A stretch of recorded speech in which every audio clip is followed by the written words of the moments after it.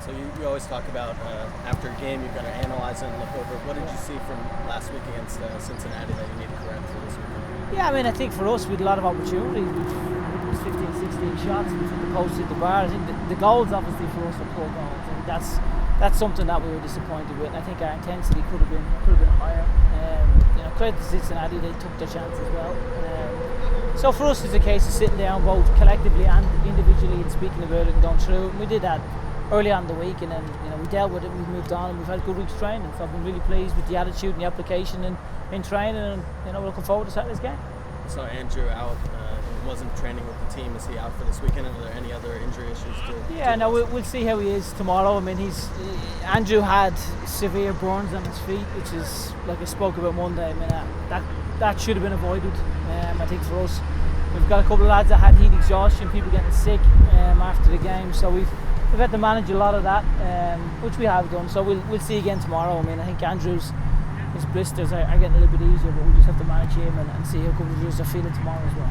How do you get the team to be, especially later in the game, more consistent in terms of passing the ball quickly and moving around the field? I don't think that's an issue. I think that's been fine. I think it's not necessarily at the end of the game. It's throughout the game. I think for us it's making sure that we play with that same intensity from the start right the way through to the finish, which we have done. I think for us over the course of the 20 games we've played some really good football. And I think for us it's making sure that people understand their role and responsibility, and then just touch up on a couple of things, and we feel as if we've had a good week's training. We've spoken about the things we need to speak about, and I think at this point everyone just wants to get out and play Saturday. Quinn's out for this weekend. How does that change things? We feel as if we've got three really good centre midfielders. I think with Paolo and Quinny and Guy, I think they're all very capable players, all really strong midfield players. So for us it's a case that Quinny won't play this weekend. I mean, hopefully we don't miss his leadership, because obviously he's our captain, but we've tremendous belief in all three guys, and Paolo, Guy and Quinny. So it's probably an area that we're okay in, because we feel as if we've got a little bit of depth there with the quality we have. Kadeem has kind of returned to the starting lineup recently. I think started the last 3 games and looked good. What have you seen from him in training that's put him back in the lineup? Yeah, I mean, Kadeem is someone who, going forward, he gives you an awful lot. I think defensively we spoke about a couple of things with him. But no, I mean, not just Kadeem. If you look at our wide men, you look at the productivity we've had in those wide areas, we've been really pleased. You look at how Niall has done, you look at how Chandler has done, the work ethic has been really, really pleasing. I think people have a tendency to look at the final piece, where they look at somebody who scores the goal, or they look at the last piece of it and they miss the build up to it, or they miss the hard work, or they miss the pressure. And for us as coaches, it's making sure that we see the big picture, analyse it, and make sure that we speak to guys who are doing the hard work, and equally pat the ones on the back who finish it off. It's for us, it's always the team. It's never just one individual. Right. And the last 2 games against Orlando City B, you've scored 4 goals each time. The last game you gave up 3. Just what have you seen from there in terms of trends or things that have changed? Yeah, I mean, look, they're on a good run. They're on an unbeaten run. They've done well. I think for them, they've got good players. They've got some pace in their team. So again, they're people I'm very friendly with. They're really good people, really good guys. So it's a game that they look forward to and we look forward to. But once the game starts, all that goes out the window. They'll want to win, and I certainly want to win. So I think for us, it's a case of making sure that you stay true to what you believe in, which is working hard, training hard, and then making sure you get a performance that you're happy with on Saturday, which hopefully we'll get. Paolo mentioned trying to balance hard days of training with kind of fun days. On those days that are kind of more relaxed and fun, what are some of the things that you try to do? You better ask Daniel.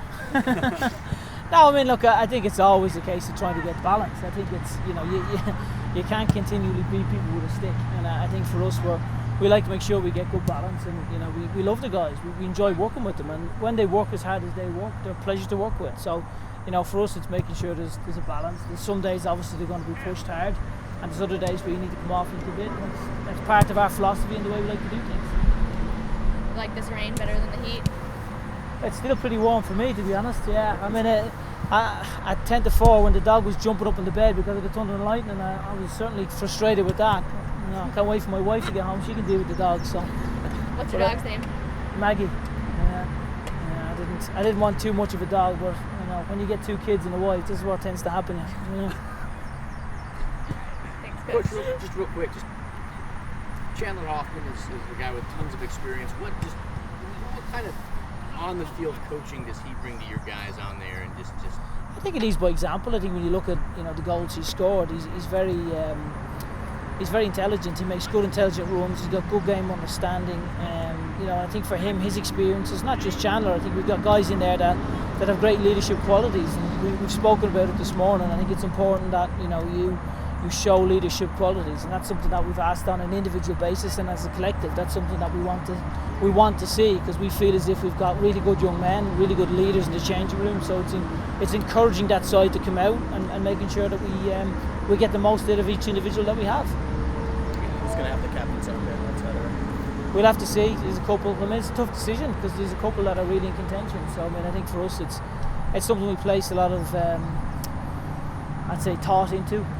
But we feel as if we've got quite a few guys that can wear the armband. But equally, just because you're not wearing an armband, there's no excuse for not actually being a leader. And I've been myself in that role where I've been captain.